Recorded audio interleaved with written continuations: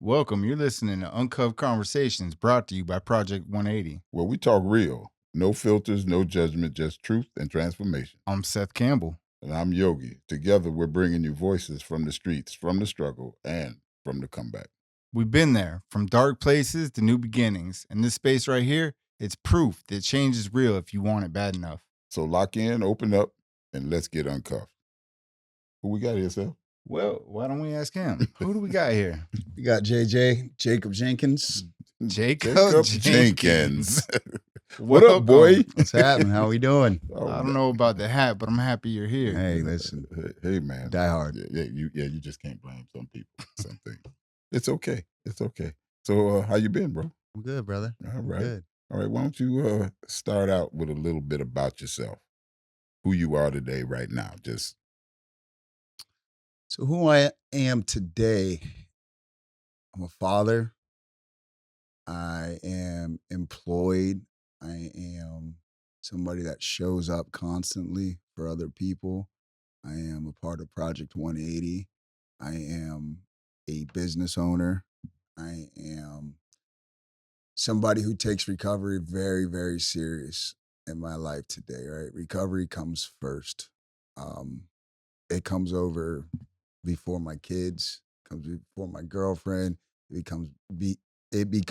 It's before every aspect of my life, because if I don't choose recovery first, I lose everything anyways, right? So that's who I am today.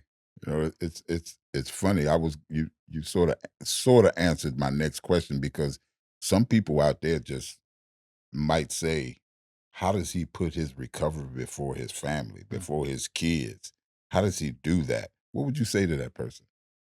You know, it's funny you ask, because just today at work, a buddy of mine, he said, so I'm missing the first flag football game of my kids tonight. They started flag football. And he's like, you're going to choose a podcast over going to go see your kids play football? And I said, Bubba, like, if I don't choose recovery before I choose any other area of my life, eventually all that other stuff fades. So, and in due time, I won't be showing up for my kids no matter what. So if I put this one thing, this one service commitment, this one opportunity, this one chance to fellowship, eventually I'm going to lose everything anyway. So like, I have to keep recovery first. And to me, it's imperative for my life. And it's the craziest thing, because when I do that, then I'm able to fit every other aspect in my life, right? So like, when I don't put recovery first, I know the outcome. I end up in prison, right? Cuffs, right? Cuffs. I end up back in cuffs. So therefore, like, if I'm not there as a father, I'm not there as a boyfriend, I'm not there as a son, right? So like, recovery has to that's my center, right? That's my moon. That's how I gravitate around this world today. And it is a strange concept, and a lot of people won't understand that. But once you cross that threshold, there's no coming back. Yeah, there is no coming there. I've crossed over. Right. So like today, recovery comes first. So it's beyond concept. It's more like a paradox, right? Absolutely. So this guy you are today, why don't you tell us where he comes from? Why don't you start back there now? How far back? As far back as you would like to give us, because this is Uncuffed Conversations. Okay, yeah, this is unscripted. Right? Definitely unscripted, y'all. What's your first memory in life? Period. This is interesting, because mine was building a snowman in California. I was 3 years old, right? So wow. What's your first memory? I think one of my first detailed memories would be on the back of a go-kart as a child with my older sister and a dog chasing us. Right. And I was probably 5 or 6. And for some reason that memory sticks out. And over time I've made it into a wolf chasing us. Right. Like, you know how kids, right. So like, and it almost bit my finger off. And, you know, so like, I think that was one of my earliest childhood memories, because that's when life was still good. Right. That was mom and dad was still together, happy. Speaking of that, now tell me about life after that memory. So life after that memory, things got kind of rocky. So I would have to start those memories off with explaining my parents' situation, right? Because that's a direct correlation of how my life turned out. And I'll start off by saying, my mom, she was one of 13. Mm. Okay. My dad was one of 8 or 9, one of the two. And my dad is black, my mom is white, right? And they were together from the age of 14. Okay. So I could only imagine what they went through in a small town, Palmetto, Mm, right? My mom's mom died when she was 13. mm, So then, therefore, like she had to take on the motherly role of raising everybody up from underneath her. And that's where kind of my dad entered her life out from what I've heard and gathered. And they were together for years and years, but I could only imagine the turmoil and the tough times it was, right? So that's kind of the backstory with that. And so I have an older sister. She's 3 years older than I am. I have a younger brother. He's 5 years younger than me. Okay. So I would say when my life kind of got torn upside down was when my mom and my dad split, right? There was a lot of domestic violence in the household. Um, from what I heard, understand, and gathered throughout the years is my dad was a drug addict too. Okay. He was on crack cocaine, maybe cocaine at an earlier time. And I believe that's probably what tore them apart. The partying and the stealing, the lying, everything that comes with using drugs. Of course, Okay. right? We all know what happened. And so we were living in Texas throughout all this time. And another first memory of mine was seeing my mom with like a huge black eye, right? And I don't know how long that was going on, but I do remember feeling like I had to protect my mom, right? I was the old my brother wasn't born yet. My sister was a female, right? So like I felt like I had to protect my mother, right? And man, I was in karate class and I put on my karate outfit, right? okay. Right. All Put my right. belt on, All right. What right? color? What color? What color? Belt wise, Yeah. I probably was whatever the Okay. All right. white, All right. yellow, what I mean, a light color, Yeah. right? It Well, definitely like, wasn't no black belt. okay. All right. Just checking. Just Yeah, checking. but man, like I really had that intention to like go beat up my dad. Go take care of that. Yeah, go handle business, All right? right. And yeah, so How'd that work out for you? probably not good. I don't remember the outcome. Okay. I don't remember the outcome. So Do you remember waking up after that? I'm just yeah, messing with you. yeah, man, but so I don't know how long it was going on, and why or how my mom said it was enough, right? Like knowing the mother that I have, I feel like she didn't want her kids raised up in that environment, Right. you know, and she took the necessary steps to separate. And I could only imagine how hard that would be being with someone for 15 years, right? Being a single mom of two at the time and moving back to Florida, Mm. right? Making that decision. Making that decision. And I remember moving into a shelter in Fort Myers, right? A women's shelter. And I believe I spent a Christmas there. It's funny you brought up childhood memories, right? Because like I remember getting this slinky and I fucking hate slinkies to this day. Because that was probably my only gift for Right. Christmas, right? Right. And like I was used to being spoiled in a sense, but like I remember this slinky, and I remember sitting on this stairwell in this shelter, Right. right? And that was my toy, Mm. you know. And I still don't like slinkies to this day. I know who what I'm could getting blame for you? Christmas. Still can't stand Slinkies to this day, man. But I don't know how long. I was super young. I think we moved back. So my mom had my brother in the shelter. So I had to be like 6 years old, right? Um, and that was Fort Myers, and all of her family is from Sarasota, right? Most of them Mhm. lived in Sarasota, and us moving to Fort Myers. This is kind of where my life got interesting, right? Because before this, there wasn't. I was a happy kid, Right, right? Like life, I even though the drug use and the domestic, and I was still a child, right. right? I still had that innocence. And moving to Fort Myers, it was a place called Pine Manor Projects. Mhm. Okay. And like I said, my mom's white, and here I am, a mixed kid. My sister is blonde hair, blue eyes, right? Mm. But the same father, but Okay. she just doesn't. So like it was a predominantly black Spanish neighborhood, right? Um, the heartbeat of Fort Myers, and like from early childhood, it was me protecting my older sister, Mm. right? And that's where like I would say the hatred started building up slowly in my heart, right?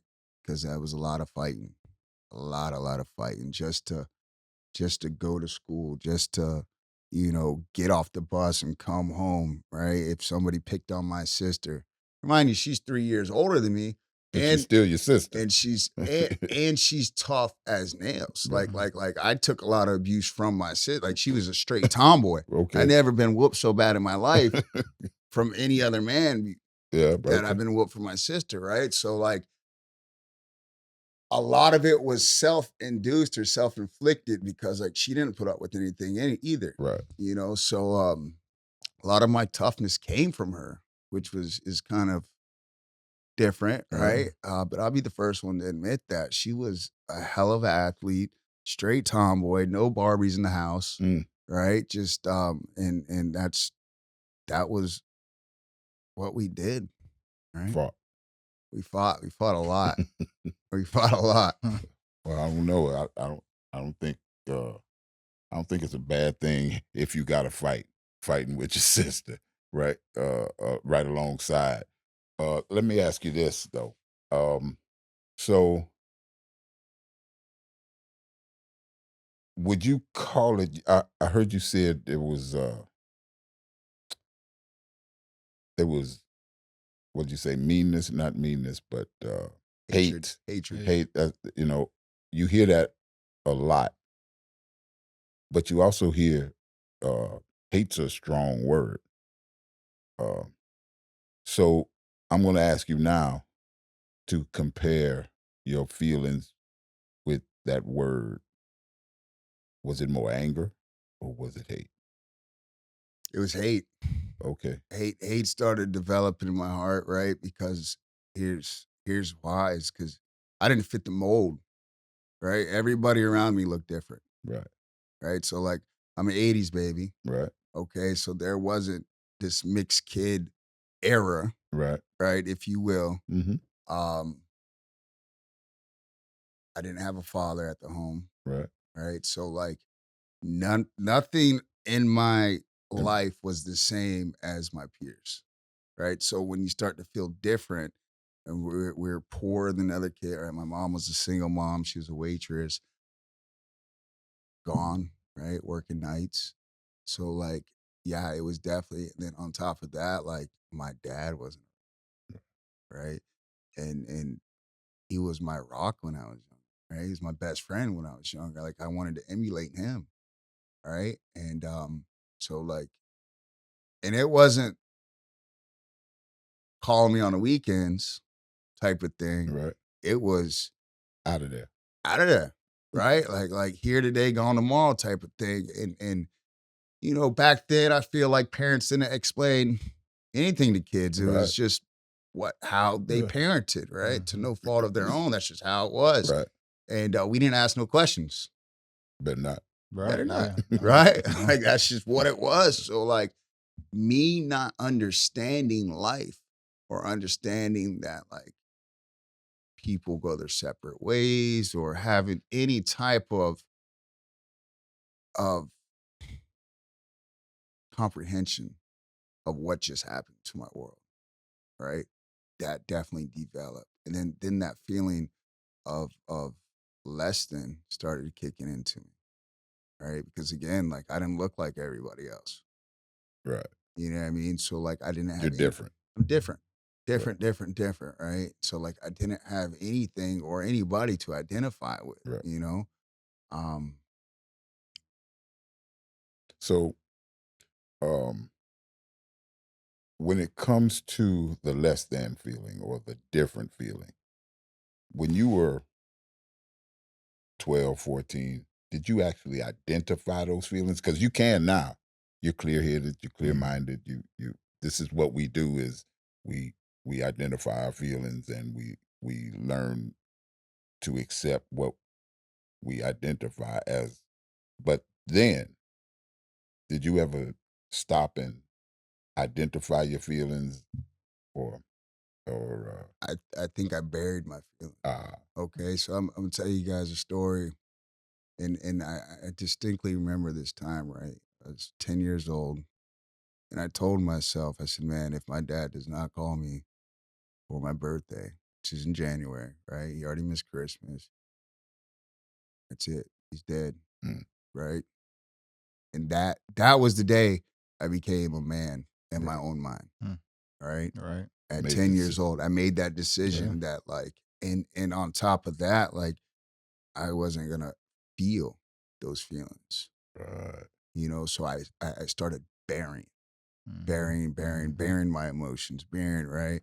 And back then, like like I said, guys, like I couldn't run to my mom and say, "Mommy, I don't feel good," or I get it, sickness, yeah, yes, but yeah, like, why is life like this, right? Like, first of all, she's probably at work. Right. I probably got this babysitter watching me. Um, and on top of that, she's just trying to do the best thing she can for us, right. right? Is Her provide best, her best, right, and remember her breaking down one time and just bawling. And she's a tough lady, super tough. And I gotta give a shout out to all the single moms out there because like as I've gotten older and become like a real man, Mhm. right? learn to Oh, respect that, right? oh my goodness, Mhm, and as a kid, like we relied on our mothers so much for everything, right, right? Like pay the bills, feed us, clothe us, get us to daycare or to summer camp or whatever, right?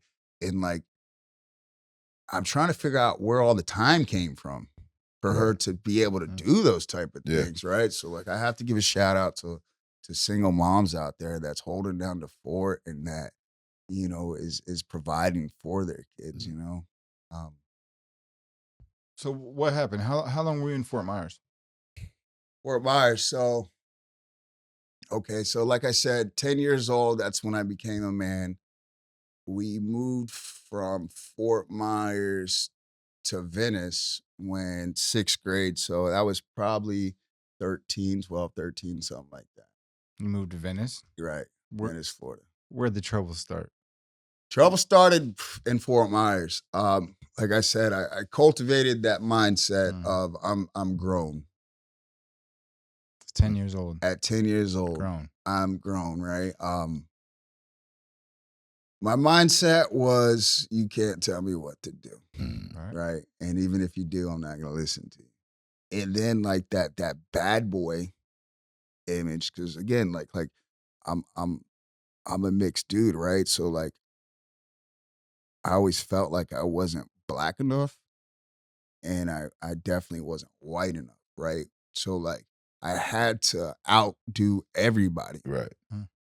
You know what I'm saying? Like, and that was like my mentality. Like, no matter what, I'm gonna outdo you, whether it's good, bad, or very ugly stuff, And so that's when the trouble started, right? It's because like I didn't have no identity, man, and I didn't know who I was, so I was a chameleon. right? Like I could blend in with every group, every type of people, but at the same time, I didn't know who I was. I'm just wearing a mask to fit in, to feel like whole, Right. right? Um, my stepdad came in my life right around that time, and again, like I felt like I was the man of the house, right? And you know, my stepdad was a saving grace. He also worked the restaurant business, right? So he was gone Mm. all day long, and you know, to to step into a role with 3 kids, Right. right? Kids that don't want you there. Right. You know, why are you dating my mom? Right. Like, you know, like that is got to be like the toughest thing also, man. So like, but I remember pulling a butcher knife out on him, Right. right? Because you're not my daddy, Yep. Uh, Yep. right? Mhm. And like I said, like my mindset was like, I will do whatever I have to do not to listen to you. right. I used to do it, man. I was adopted, right? And I can't tell you how many times I pulled the "You're not my mom" card, Right. right? And like I regret it to this day, right? Like I think about it often and just, but like in that moment, like I don't know, man. I would do whatever I could to hurt you, Right. right? Because like I wasn't okay with me, so I Mm-hmm. was gonna lash out at you and make you feel the way I felt, Right. even though you didn't deserve it, right? And I imagine, like, I don't know your stepfather, but I can imagine just putting up with you as a kid. Like, that's a pretty commendable thing. I can only Absolutely. imagine. Absolutely. I mean, the pivotal point of my life, right, as a child was my stepdad got me into football, right? Mm. And I was begging my mom to play football, begging her for years. Mm. Um, and it was finances. We didn't have enough money for that, Right. right? And I remember him getting me in, and that was the turning point of my story, Mm. right? Because like when I put that jersey on and I put those pads on, guess what? Now I'm a part of something, Right. right? And that was like the first time as a kid I felt whole again. Mm. I felt complete, right? I didn't feel judged. I didn't feel like an outcast. I felt like I was definitely a part of something. And that's when I hit that switch of, okay, well, let me be the best athlete to get Mhm. some respect from my peers. That was my From next question. Yeah. That was the Yeah. competitiveness, Oh the man. the anger, the all of that energy you directed towards this guy who's there to try to step up for you. You directed it in such a way that it made you good. It made you the best in those pads, and it made you because when we become a part of something, and usually it's something we enjoy, you know, we do what we have to do to be a part of it. I don't want to say fit in because that's not, but in a team setting, what you have to do is play your part, Right. you know, fall back from trying to be you when you become the best at your part, then that's when you stand out on that team. Right. But as a team member, your part clicks with his part. And so the question is, when did that mindset click with you? How far into it did that mindset click with you with the having to be the best didn't necessarily mean being better than everybody else, being out trying to outdo everybody else. It just meant being the best team player, teammate. Uh, So for me to be a part of something, right? People wanted me to be the best version of myself, right? So like, and that might have just been like something I made up in my mind, right? Mm. But everybody wants the fast kid on their team, yep. right? Right. Everybody wants a kid that can catch, right? Right. A Everybody hitter. wants, yeah, everybody wants to, so like if if I was able to be that kid, guess what? Everybody would want me, Yeah. right? Right. Right. Yeah. Just going back from the basics, playing tag. Like you're gonna pick the fastest kid Mhm, because like mhm. you want to win whatever recreational sport you're playing. So I think that's that competitive nature. That's when it kicked off, right? Okay. It's funny that competitiveness still shows, Yeah. right? Like, we had the house leaders, right? And they were all making sure their houses were clean, and Right. JJ made sure he had the cleanest Right. house, And right? still does. Not just It made sure. still He still still still yeah, does yeah. with the least amount of people. Right. Yeah, that's right. Well, That's right. maybe that worked in your favor. Yeah. Oh, Uh, yeah, Yeah. yeah, for sure. So let's start turning towards where it went downhill. Hmm. Let's start turning towards where it started going sour. Right. Let's get into the juicy stuff, huh? yeah, Yeah, Yeah, yeah. let's go uncut, unraw, right? So, okay. Here's the thing, guys, is I was able, I was always able to have that mask, right? So I was a great student academically because I knew if I didn't get good grades, I couldn't play ball, Right. right? But my nightlife, my discipline, and my behaviors never matched, Mm. right? So I was I developed a sense of, let's say, like, like Batman, right? You know what I mean? Batman could put that cape on. Had that And it, alter ego. yeah, so like that was me, right? Because like that was my personality because I'm able to blend in any situation, right? So like trouble started for me was with like the fist fighting, Mm, right? And the girls, mm, right? Because I was always closer to women, mm, to mhm. the girls at the time. So naturally, like the boys around would, you know, get jealous mm. or whatever the case may be.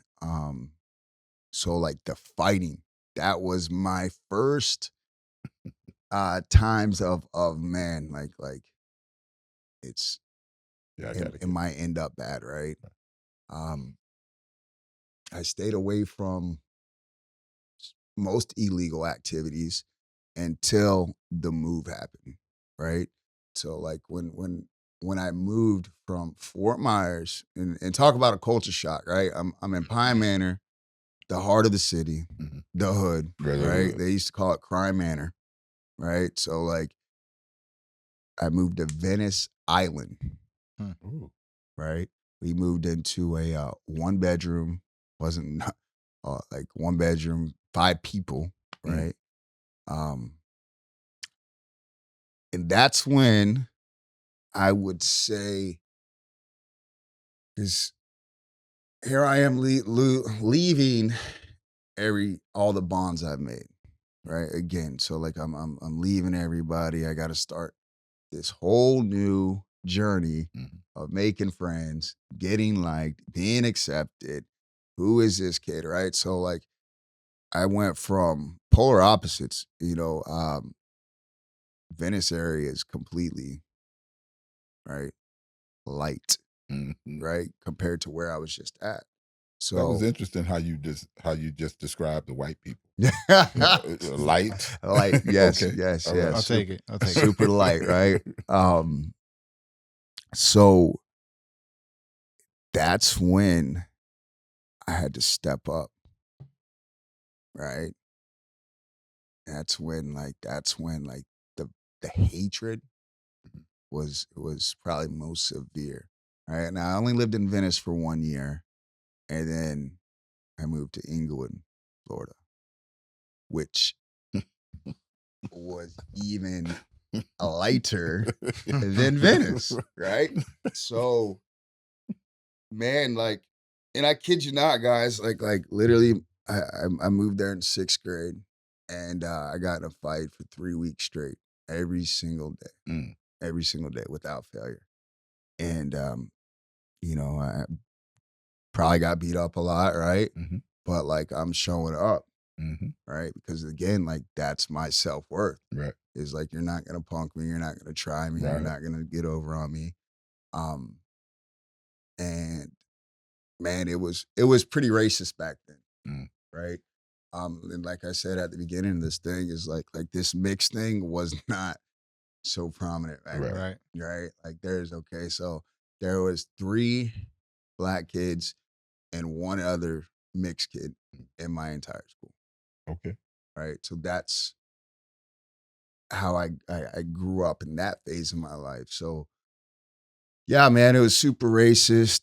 Kids just not understanding, and I'm a little darker than them, and who's this new kid, right? So it was tough, man. You're getting it from like all angles at this point, right? Every angle, Mhm. I got it from every angle, man. Because again, man, I wasn't black enough for the black people, and I'm Mhm. not white enough for the white people, right? So here I am somewhere in the middle, And the new guy on top and of it. then the new guy, right?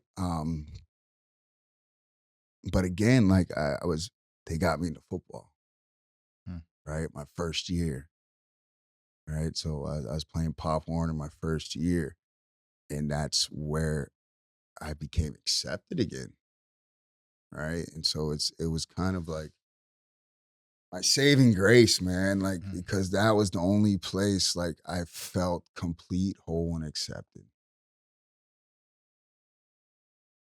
So it's safe to say, or I'm imagining that it would be safe to say that you met hate with hate. You pretty much met hate with hate because you use words like racist, Hmm. right? Uh, and racist is that word is like hate. Right. That's a strong word. Those are strong words. And when you pin that on someone, so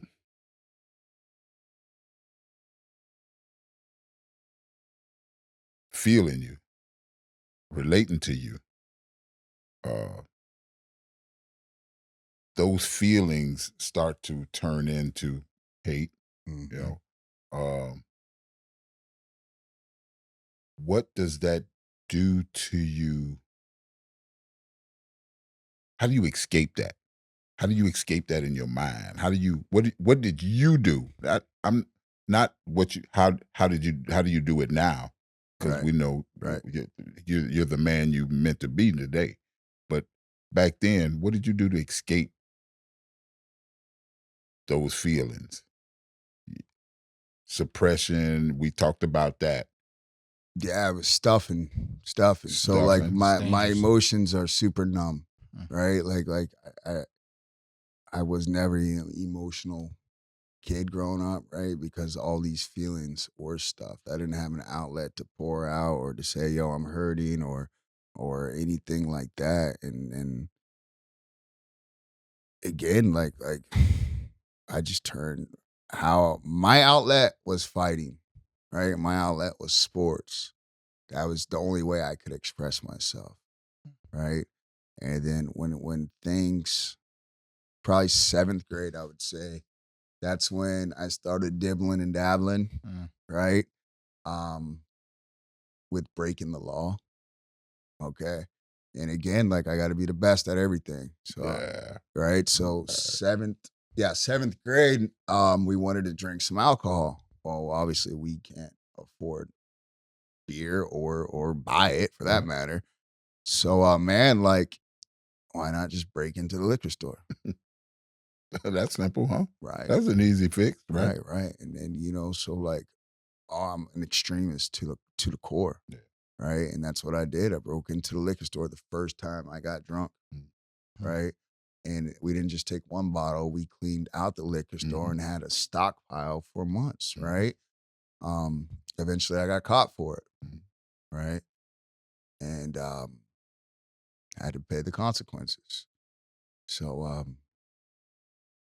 that was that was when the real, because like once those cuffs get on you, Mm. that's when like that image gets portrayed in your head, especially Right. at that Right. younger age, right? And then like you become, and it was already a small town, so now I'm plastered on newspapers and stuff like that. And so now I got to keep up with this image. Yeah, your Mhm. rap sheet starts to define you, right? Yeah. Now it's Go now for the gold. Very well put. yeah. So Yeah. like, man, that was probably the turning point of like when things started to spiral and I was doomed. Okay, let's talk about that. Let's talk about uh let's talk about where so you described your introduction to alcohol. Right. When did you realize that you was dependent on Hmm. alcohol? And let's talk about that. Wow, when I probably not until like recently, man. You know what I'm saying? Really? Because like here's the thing, like I'll speed up a little bit, and all through high school, that's what everybody did. Right. Right. So after all the games, what do? We had a keg party and we Really? got drunk, Right. right? And I didn't feel like I had a problem. That's Right. just what we did. Yeah, of course. So, but like looking back at it is like I got drunk every night, Right. game or no game, Right. right? And everybody else went home, Right. right? I just kept drinking, Right. kept drinking. And I just thought I was a great drinker. Mm-hmm. You You know? were. Yeah. Better than everybody else. Yeah, right? I You thought I, every night. I thought I had a special power or Yeah, something like that, absolutely. But again, man, that was my personality. I will beat you at anything. It doesn't matter what it is, Mm-hmm. And unfortunately, like that's when the alcohol came into play, and man, I had to outdrink you, Mm-hmm. right, to just show my masculinity or my self worth. I don't know what it was, Yeah. When did you start serving time? Oh man, I had stints all through there. Like I said, I got kind of spared that time because it was my first time in trouble. Right after I got caught for it, they didn't really have a strong case. It was, somebody's word against mine, and which was bad because that's when I cultivated that mindset that I'm smarter than the detectives. Mm. Right? Look at you. Yeah. That was like when, okay, I could get away with Right. things, you know what I mean?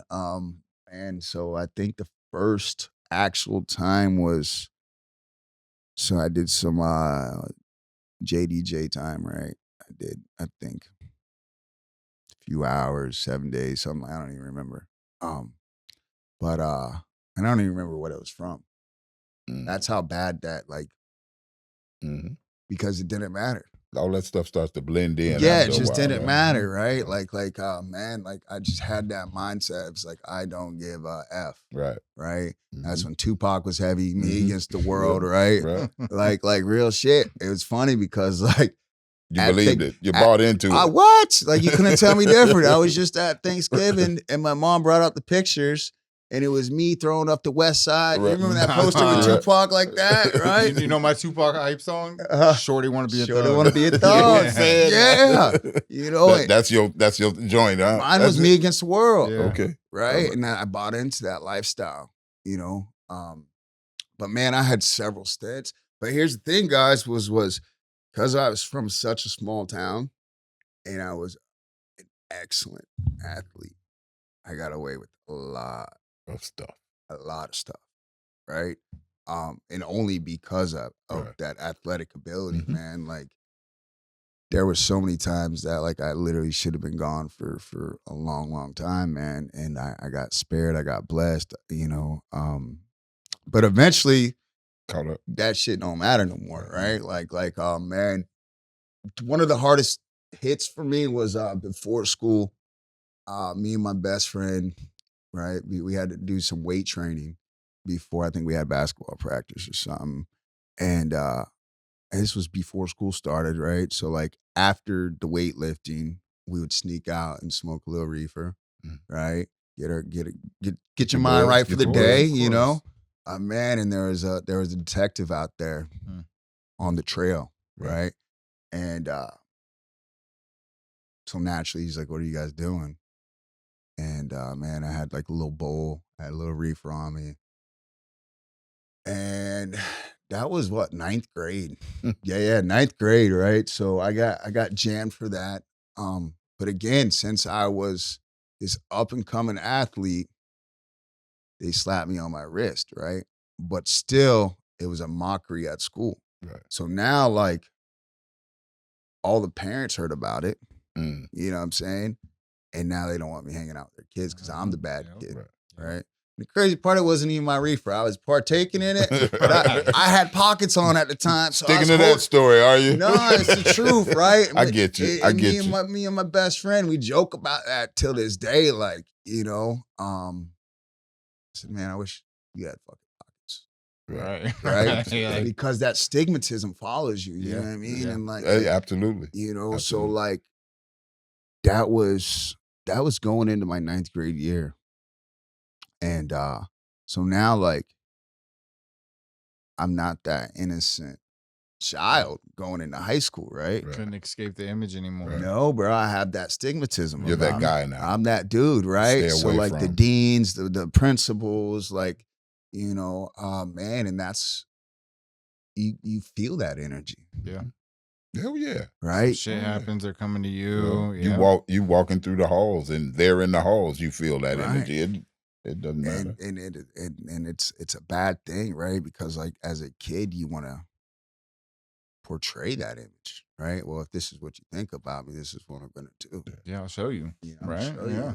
you. So like, man, like yeah, so that was, I think I got probation for that. And again, like beating so many charges as a young kid. I was in I forget what the class is called in high school where like you take legal, it's you study the Constitution and stuff, right? Mhm. So like I thought I was a lawyer. Mm. I went and represented myself. How'd that go? Not well. Right. Not well. Right. Not well at all. Right. You tried. I tried, you know what I mean? But like that was my mindset. Right. And it's funny looking back, but Right. like I didn't have nobody say like JJ, just get legal representation. You know what I mean? Like and not saying that my mother was absent, but she was busy Mhm. trying to pay the mortgage at this course. time. You know what I mean? And you know, so like, man, that parental guidance growing up is crucial. Mhm. Oh, right? absolutely. That is Absolutely. imperative. Mm, I want to ask this.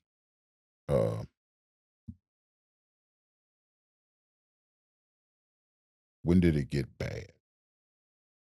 When did the dependency on what did that look like? Okay, yeah. I think when I switched over to the harder substances, And we're saying the harder stuff. the harder substance, which the cocaine, Okay. right? And that was 11th grade, right? 11th, 12th grade, and that's when the cocaine started to flood. Um, yeah, so that's when things kind of shifted for me, I would say, and that's when the Roxy's Pill epidemic. pill dude. epidemic was Mhm. just everywhere, right? And man, I got hurt. I dislocated my hip, so that was my first prescription narcotics. Right, I got some lower tabs in a wheelchair for about 6 months, and that was like my first taste of that feeling. Right, and that was really the first time I was able to escape myself like Mm. completely. Right, so like all that pain, all that hurt, all that trauma, I was able to suppress it with those lower tabs, and that was the best feeling in the world, right there. Right. So how many times have you been to prison? Twice. Twice. What'd you go for? So my first time I was 29 years old, and I went for counterfeit money, grand theft auto times 10, and I want to say a burglary. 10 cars? Yeah. Sounds crazy. I really, man, I told you The best. I do it big, right? Like What did you do when you got out? The first time. the first time when I Yeah. got out of prison, I was good for about 6 months before I started getting high again. Um, I was living at my mom's house. I was working. I got my license back. I had a vehicle. Life was good. My ex and I, we were able to get a house, right? Um, and that's another heartbreaking story too, right? Because like you get out of prison, you're doing somewhat good, but at the same time, I still had that mask, right? So I wasn't done with the streets. Yeah, you weren't all in yet. I was not all in, man. And so like I was living that double life and that Mhm. tore us apart. And man, I ended up I think I spent what 1 year out of prison before I caught another charge. Right. And it was a possession charge. It wasn't nothing too serious. Mhm. Right. And that's sad to say because like Anybody any else would be like, charge "Yeah, is it's a felony. like, Right. bro, It's you serious." just got out of Right. prison, right? But like that's my mindset. Yeah, Like it's just a definitely. possession, It's not right? a PRR, we're fine. Yeah. And I ended up beating it. Yeah. You know what I mean? Yeah. But that was 2020. So I think that was right around COVID. I did what 4 years, my first bid. And prison's funny, right? Because like my first bid, it really taught me my work ethic, right? Because I was Mhm. on DOT, Mm. right? People that don't understand what DOT is, it's you're basically cutting down forests all day long, right? Weed eaters, chainsaws, Water Ditches. ditches, moccasins. water moccasins. It is hell, right? Never could Yeah. do that. Never could do And I that. and Custody wasn't going Even when to. even when it was, and, it was and you're working for a peanut butter sandwich, Right, right? right, right. Right? And but I loved it, right? It got me out Mm. of prison. right. And then again, man, that competitive nature is like, man, I'm gonna be the best dude out here, right? Right. And like, but that built my work ethic, believe it or not. Oh, I believe it. Because I if I was able understand. to do this for a peanut butter and jelly, guess what I'm gonna do when I get some change in my pocket, right? When you're actually gonna pay me, man. And so prison, man, my first bid, it taught me a lot, right? I was a little bit older. And believe it or not, like I didn't actually get in any fights in prison, which like I really thought for sure, like It was absolutely coming, huh? it was coming, right? I'm a neutron, I don't Right. gang bang. Right. You know, so but then that's been my life story, Right. right? It's Right, right, fighting. So right. like I welcomed it, but I'm happy it didn't Right. happen because you never know Right. what the end result is, right? Well, my favorite thing is no matter where you go, you get what you're looking for. Absolutely. Right. Absolutely. So you go to prison, you get out, come back, end up in prison again. All right. What So happens? man, this time I was out, like I said, maybe a year. I beat that one charge. I ended up catching a trafficking, right? Trafficking methamphetamine, possession of heroin, possession of fentanyl, right? I was looking at 75 months the entire time. I sat for about 6 months. I was able to bond out. And here's a funny story: is I sat for 6 months, right? And this is how powerful this addiction disease is. 6 months of telling people I'm going to do good, I'm ready for change, Mhm. and I still wasn't Mhm. working a program. You know, I've done the recovery pod, Mhm. but I've never done a meeting outside of Mhm. jail, right? Um, but I'm doing the whole. I honestly wanted to change. I thought I was ready for change. Like, man, like I couldn't believe I was going. I couldn't believe I was that dude going back to prison already, right? And after I told myself 101 times, like I'm never going back, Right. I'm gonna change. But man, you know, and I'm not proud of this moment at all. But literally, when I bonded out, I seen somebody, and I'm not even from Sarasota. Seen somebody that I knew. They ended up living a few blocks away. Guess what? I had a needle in my arm within 10 minutes Mhm. of leaving, right? And I had it all set up where I was supposed to go to a halfway house. You know what I mean? Mhm. The whole song Person and was coming to dance. get me, Yeah. right? And they Mhm. weren't out there when I got released.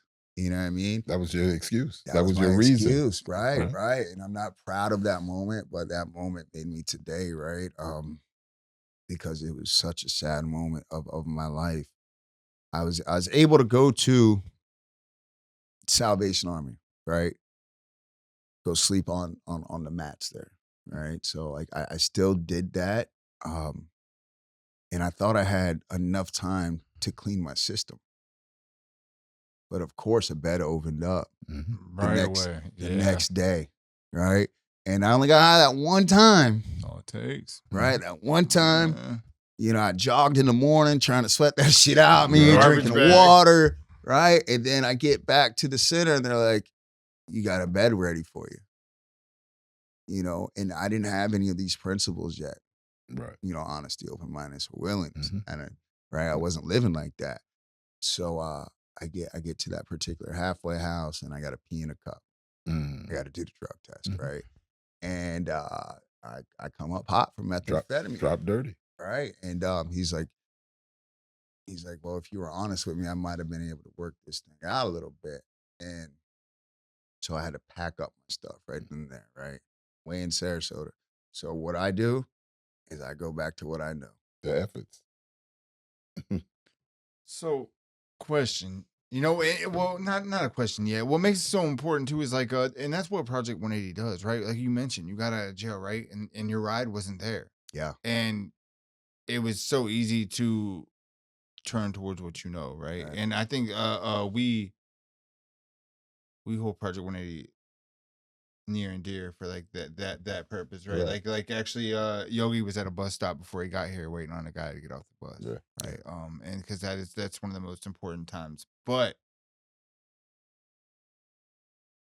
what what did it look like? Because we got Oh wow. Yeah. We're cooking. How yeah. time flies when you. Dang, we're cooking. So what did it look like coming out this time? Coming out this time from prison, like Okay. what was different, man? What changed? Because you have a business now, and I really want to get into that Yeah, for let's and absolutely let's get into the game changer, right? It's a pivotal moment. I remember, and I'm sitting in the box, right? So I'm still getting high in prison this time around, right? Yep. So like I didn't change drastically. But while I was in prison this time, I was doing a lot of reading, self-helps, right? I was doing a lot of soul searching, right? I was reading Napoleon Hill and all that good stuff you read in prison. And I remember sitting in the box in the summertime, right? Sweating. And I said, JJ, bro, like I got twin boys and they're gonna be that age, 9 years old when you get out. Do you remember that conversation you had with yourself when you were 9? Mm. Right? And that was really like I was like, Wow. damn. Mm. If Right. you don't call me on my If birthday. I don't call you, right, man. That Right. man, that was like it brought because I didn't remember that time. Right. Right. I didn't remember saying that until I was in prison sweating. Right. Right. But like I say that all the time today to keep that memory Yeah. alive, Yeah. and that to me, that was when I really changed my mind. That was it. So you come home. What do you do? Yeah, so I come home to Project 180, right? Oh man, and what a blessing. I take things slow because like my story is I'll try to regain everything Mhm. and again be the best, fastest. It doesn't matter what it is. Like I just Mhm. want to do it, do it, do Yeah. it, do it. But I took things slow and I was very meticulous on planning. I watched guys like y'all, right? I watched Tom.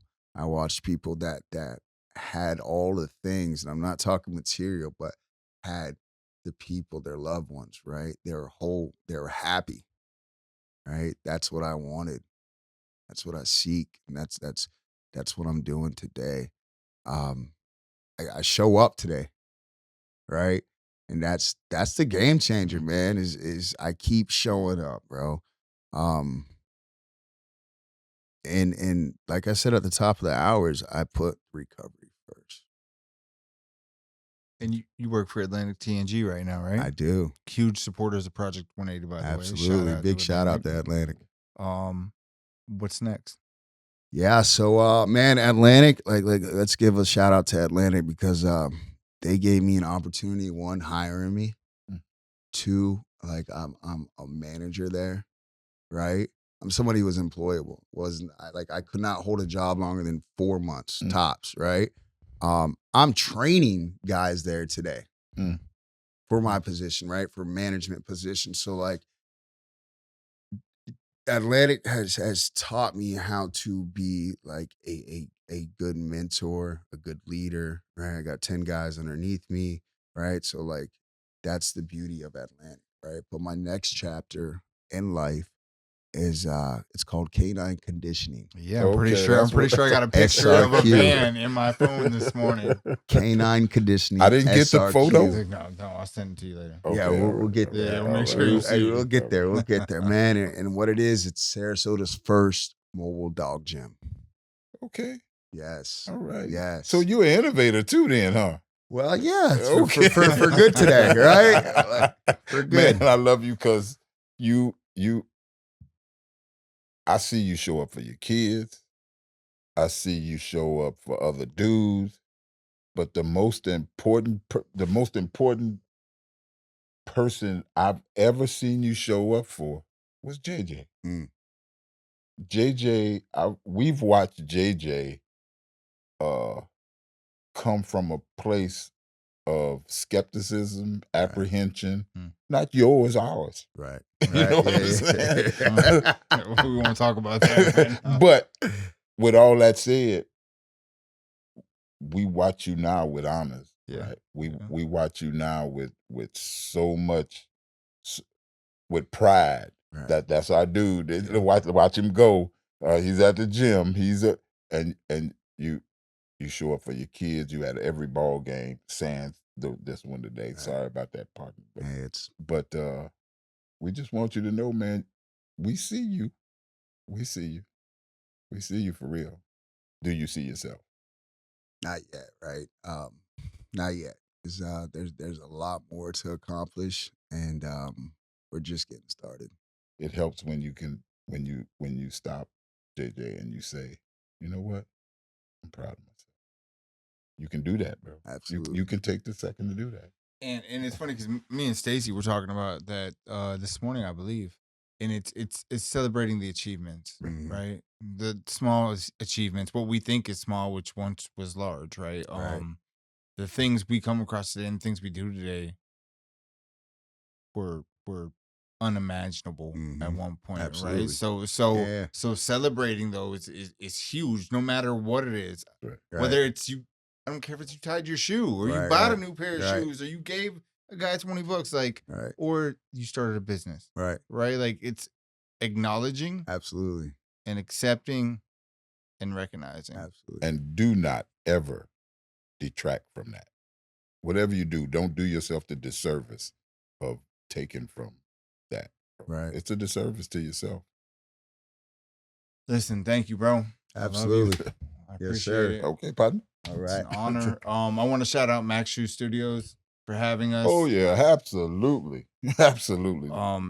This platform wouldn't be possible if it Right. wasn't for their That's right. generosity, Right. right? So for them, for this, I'm Huge grateful. shout out. Yeah. I want to shout out Project 180, you guys, right? And it's Tony. Just everybody who's involved, right? This studio. Like where I was sitting in prison 16 months ago, listening to podcasts similar to this, right? And today I'm doing a podcast. Yep. You know what I mean? And bro, like, my message today is like, bro, it's possible, Absolutely. right? It's possible. Just give yourself a favor. Do yourself a favor. Give yourself some grace. So is that what you is that your pardon message to the people at home? Now, my part of message is you're built for this shit. Okay. There it is. That's real. I think that's the realest thing I ever heard you say, buddy. That's my daily affirmation, man. Okay. You're built, You're built for this shit. Okay. Well, Alright. with that said, thank you for joining us with Uncuffed Conversations. JJ again, thank you. Yogi, Absolutely. thank you for Absolutely. hosting us. Thank you. I think we hosted one another, didn't we?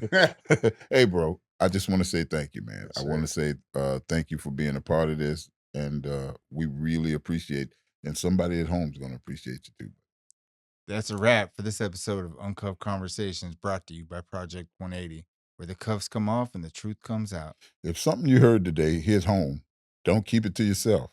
Somebody out there needs the same push. Remember, change ain't a one-time event. It's a daily grind. Every day you wake up and do better. You're already doing your 180. We all fall, but the comeback always hits harder than the fall. Keep showing up, keep believing, keep doing your 180. Until next time, stay Stay free, free, stay stay real, real, and stay stay uncuffed. uncuffed.